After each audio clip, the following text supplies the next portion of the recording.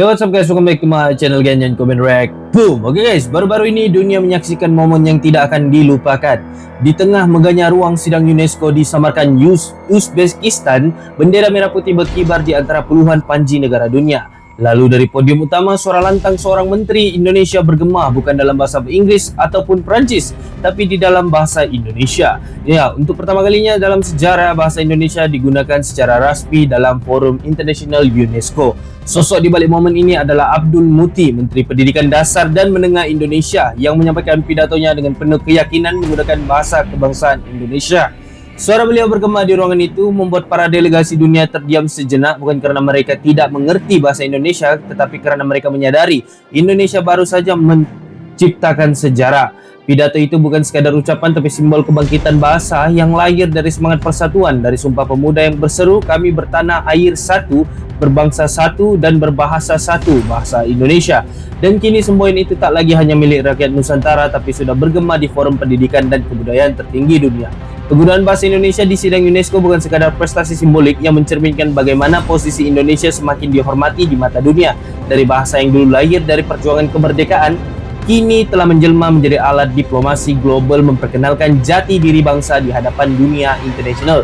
Jadi tanpa perlu kita buang masa, kita akan masuk terus ke dalam video tersebut. Stay tune.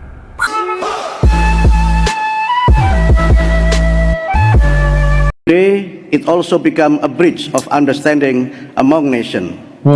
Now, I will continue this statement in bahasa Indonesia. Bahasa Indonesia. Saya akan mengawali dengan pantun. Pantun ya? Budaya tak benda yang telah diakui UNESCO. Bunga selasih mekar di taman, petik setangkai buat ramuan. Terima kasih saya ucapkan atas kesempatan menyampaikan pernyataan.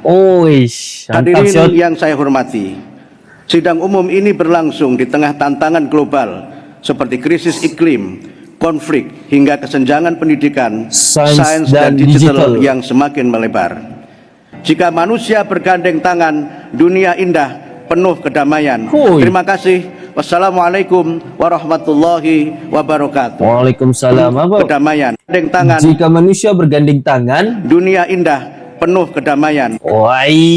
Gila boy. Jika manusia bergandeng tangan, dunia indah penuh kedamaian. Betul lah kan? Jika manusia ni bersatu, lepas tu ada bertolak ansur satu sama lain, mesti dunia akan penuh dengan kedamaian. Indah, penuh kedamaian, gitu maksudnya kan. Tapi kalau kita tengok manusia ni mana ada. Susah mau bertolak ansur guys ya. Ini panjang ya. Thank you, Scott. I would now invite His Excellency Mr. Ali, Minister of Primary and Secondary Education of Indonesia.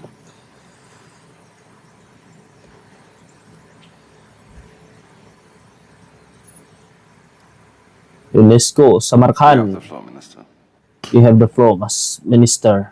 Minister maksudnya menteri guys ya. His Excellency President of the General Conference. Her Excellency Chairperson of the Executive Board, Her Excellency Director General of UNESCO, Excellencies, ladies and gentlemen, Assalamualaikum warahmatullahi wabarakatuh. Waalaikumsalam. Good morning guys. On behalf of the Government of the Republic of Indonesia, I would like to express our sincere appreciation to the Government of Uzbekistan for the warm hospitality and excellent organization of this 43rd General Conference in the historic and marvelous Samarkand. Indonesia appreciates the support of UNESCO and all member states for the decision to designate Bahasa Indonesia as the 10th official language of the UNESCO General Conference.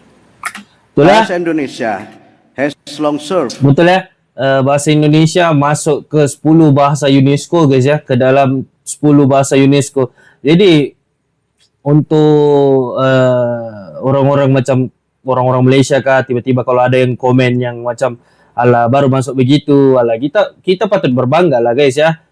Aku sebagai orang Malaysia pun aku nampak orang Indonesia, bahasa Indonesia masuk ke UNESCO, berbangga juga lah, sebab kalau kita lihat orang-orang di Indonesia ni, orang ni pelbagai suku, pelbagai bangsa, pelbagai kaum lah kalau kita nampak di sana guys ya.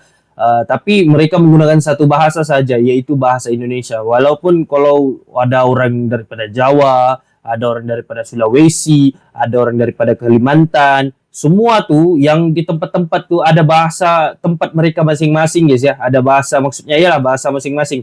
Tapi apabila mereka jumpa satu sama lain, mereka menggunakan bahasa Indonesia, dan itulah kenapa bahasa Indonesia diangkat masuk ke dalam UNESCO.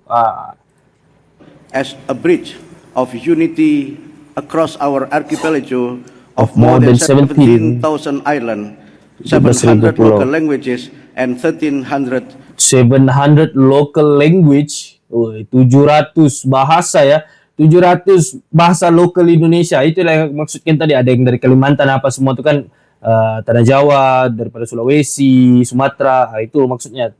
Banyak tuh guys ya, banyak, dan banyak juga bahasa-bahasa lokal di situ. Tapi apabila mereka berjumpa dan menggunakan bahasa Indonesia. our country. Today, it also become a bridge of understanding among nations. Now, I will continue this statement in bahasa Indonesia. Saya akan mengawali dengan pantun. Oh ini tadi nih. Budaya tak benda yang telah diakui UNESCO. Bunga apa tadi tuh? Bunga selasih Bunga mekar selangi di taman, mekar di taman. petik setangkan, sains dan digital yang semakin melebar. Dalam konteks ini, peran dan mandat UNESCO menjadi esensial sebagai penuntun moral dan sumber pengetahuan global yang meneguhkan nilai kemanusiaan dan perdamaian. Untuk tujuan inilah, UNESCO harus menjadi kompas etika bagi peradaban dunia. Sejalan dengan prinsip tersebut, Indonesia memandang perlu adanya perlindungan dan dukungan tanpa syarat bagi hak-hak fundamental di zona konflik, khususnya di Gaza, di mana hampir seluruh elemen peradaban dihancurkan. Diangkat lagi naik ya guys, diangkat lagi naik di sidang ini. Sidang UNESCO nih ibarat level-level PBB juga lah, sidang PBB ya, diangkat naik lagi isu tentang Palestina dan Gaza ya. Tapi kita jangan lupa juga tentang apa yang terjadi dengan di Sudan sekarang. Kalau di Sudan sekarang ini betul-betul yang cukup mengerikan kalau kita nampak ya kejadian mereka di sana. Dengan sengaja dan terancam hilang. Kami mendesak komunitas global untuk memastikan keselamatan pelajar, pendidik, jurnalis, dan relawan kemanusiaan, serta pemulihan total fasilitas pendidikan dan cagar budaya yang rusak. Ini adalah pertaruhan martabat kemanusiaan yang harus kita menangkan. Yang mulia hadirin yang saya hormati, Indonesia percaya bahwa solusi atas tantangan global tidak semata-mata terletak pada kekuasaan atau ekonomi, tetapi pada manusia yang tercerahkan melalui pendidikan, sains, kebudayaan, serta komunikasi dan informasi yang membebaskan. Nilai-nilai mendasar inilah yang membawa kami pada penegasan bahwa pendidikan adalah hak dasar setiap anak dan tidak boleh ada satupun yang tertinggal. Di Indonesia, angka partisipasi sekolah anak usia 7-12 tahun dan 13-15 tahun masing-masing telah mencapai 99,19% dan 96,17%.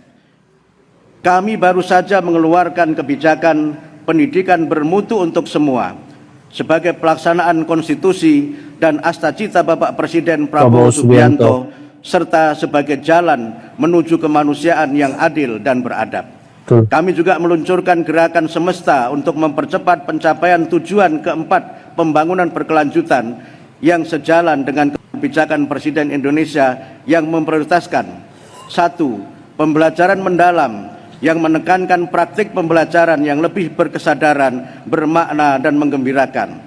2. Pengenalan kecerdasan artifisial, coding, serta penguatan pendidikan karakter. 3. Peningkatan kapasitas dan kesejahteraan guru sebagai agen pembelajaran dan sebagai agen peradaban. 4. Pemenuhan gizi anak sekolah melalui program makan bergizi gratis. Dan 5. Pengembangan sekolah rakyat bagi anak-anak dari keluarga miskin. Selain itu, Presiden Prabowo... Bagus ya, sekarang aku dapat pendidikan di Indonesia nih makin hari makin ditingkatkan lah. Contoh ada yang tadi itu ada aku nampak juga tuh yang makanan bergizi tuh, maksudnya makanan-makanan yang sehat lah untuk anak-anak sekolah, dan itu free guys ya, itu free untuk anak-anak sekolah lah, anak-anak kecil tuh yang bersekolah dibagi makanan yang bergizi. Sebab kenapa anak-anak nih kena makan makanan yang bergizi, disebabkan mereka yang anak-anak kecil ini perlu makanan-makanan tersebut untuk membesar. Apabila orang dapat makanan-makanan bergizi, makanan-makanan yang berkhasiat nih, jadi apabila dorang belajar kah, dorang buat sesuatu kah, contoh sukan kah apa, dorang akan lebih aktif ya guys ya, daripada segi otak dan fisikal dorang.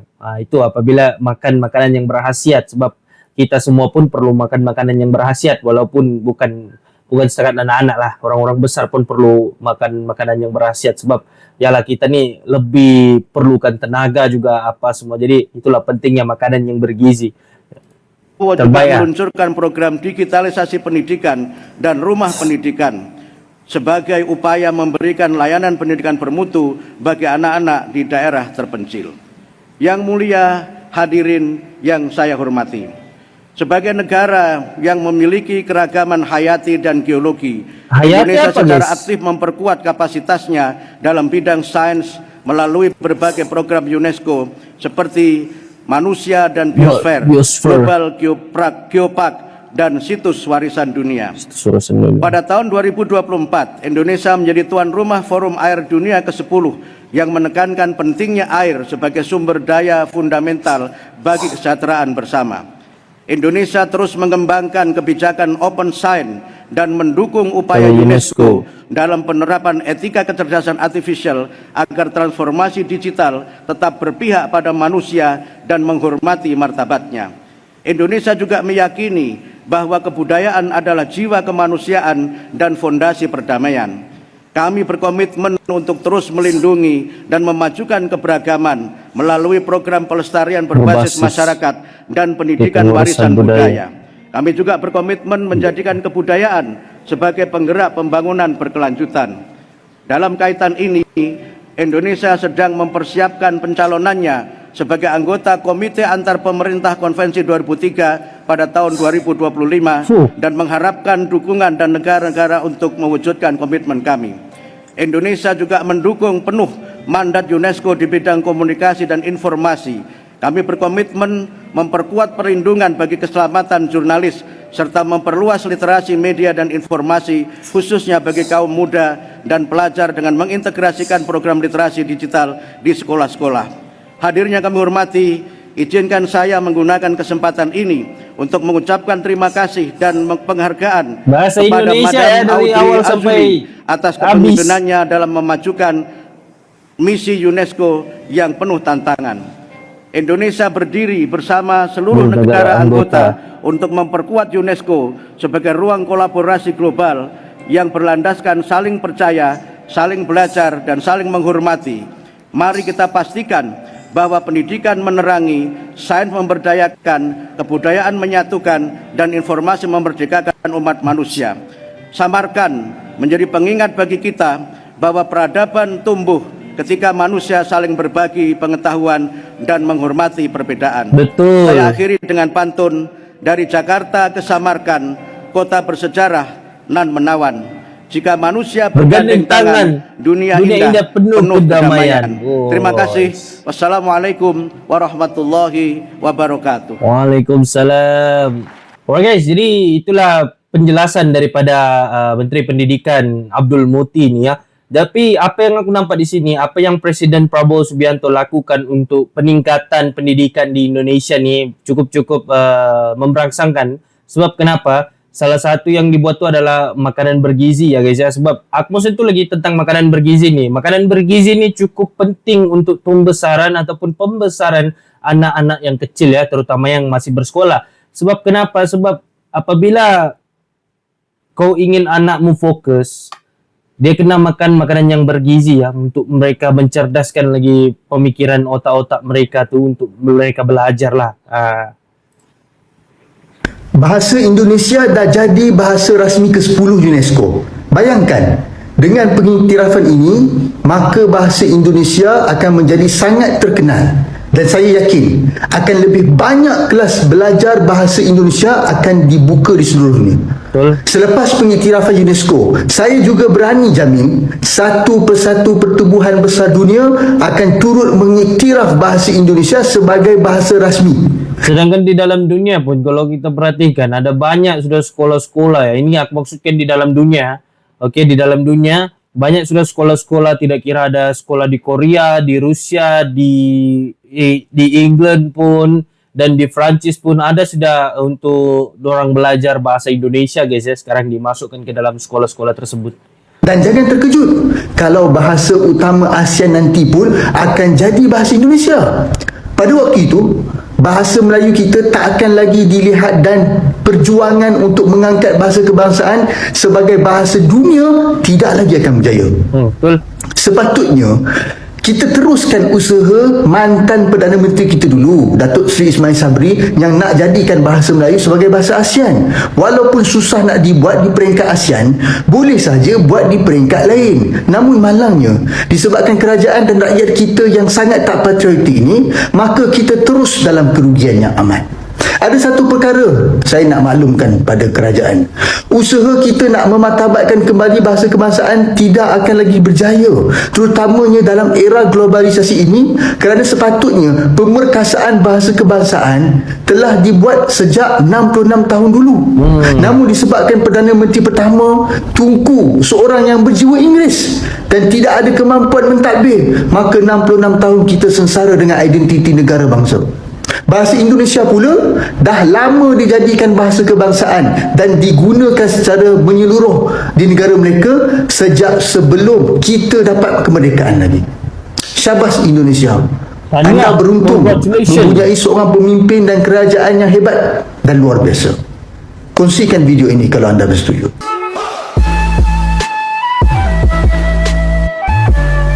Alright guys, jadi sampai situ salah kan guys. Jadi apa yang aku mau cakap di sini, bahasa Indonesia ni diangkat menjadi bahasa ke-10 dan ini adalah salah satu sejarah bahasa Indonesia digunakan di forum UNESCO ya baru-baru ini ya guys ya. Kalau kita lihat bahasa Indonesia ni kenapa boleh diangkat masuk ke bahasa ke-10 UNESCO tu, disebabkan mereka banyak menggunakan bahasa Indonesia walaupun mereka di luar negara ataupun di dalam negara sendiri, mereka tetap menggunakan bahasa Indonesia. Walaupun kita tahu yang Indonesia itu merupakan salah satu negara yang besar dalam dunia, tapi orang ada mempunyai satu bahasa, yaitu bahasa Indonesia. Nah, walaupun kalau kita nampak macam aku cakap di dalam video tadi itu, di Kalimantan ada bangsa ataupun suku lain, di bagian Pulau Jawa ada bangsa dan suku lain, begitu juga Sulawesi dan Sumatera. Ada 700 bahasa lokal yang berada di Indonesia, tapi apabila mereka berjumpa satu sama yang lain, mereka akan menggunakan bahasa Indonesia, dan itulah kenapa bahasa Indonesia diangkat menjadi bahasa ke-10 berada di dalam UNESCO. Dan tadi itu aku mau sentuh sedikit tentang makanan bergizi, itu cukup penting juga guys ya. Aku sentuh sekali lagi, makanan bergizi cukup penting untuk masa depan anak-anak yang kecil-kecil itu, supaya mereka membesar jadi lebih baik. Apabila dorang belajar dengan lebih baik, ilmu pengetahuan mereka lebih baik. Jadi itulah pembelajaran tuh mengajarkan kita nanti tentang cara menghormati orang lain. Contoh orang itu beragama Islam, orang itu beragama Kristen, Buddha ataupun lain-lain. Daripada anak kecil itulah, daripada makanan bergizi itulah, apabila mereka mengadaptasi tu waktu kecil disampaikan ilmu tu dan dorang dapat tu ilmu tu, jadi dorang boleh menerapkan ataupun menitipkan di dalam diri dorang yang bahwa ilmu untuk menghormati satu sama lain ini cukup penting guys ya. Oke guys, jadi sampai situ reaction aku, see you in the next video.